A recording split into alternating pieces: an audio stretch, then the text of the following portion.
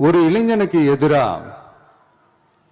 தன்னோட சொந்த சகோதரர்களே பொறாமைப்பட்டு அவனை பாழும் கிணத்தில் தள்ளிவிட்டு அதுக்கப்புறம் அவர் எப்படி மீண்டு வந்து அந்த நாட்டுக்கே அரசனாகி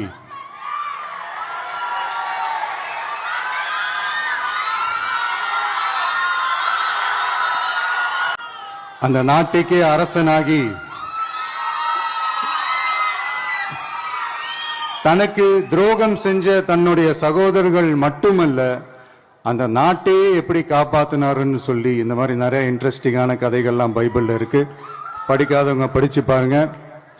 அந்த குறிப்பிட்ட கதை யாரை பத்தின கதைன்னு நான் சொல்லி தெரிய வேண்டிய அவசியம் இல்லைன்னு நினைக்கிறேன்.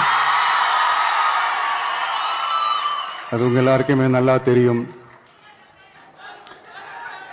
சோ இப்படிப்பட்ட கதைகள்லாம் நமக்கு எதை உணர்த்துது அப்படின்னா, கடவுளுடைய அருளும் மக்களை மானசீகமாக நேசிக்கிற அந்த அன்பும் அதீத வலிமையும் அதுக்கான உழைப்பும் இருந்துட்டாலே போதும்.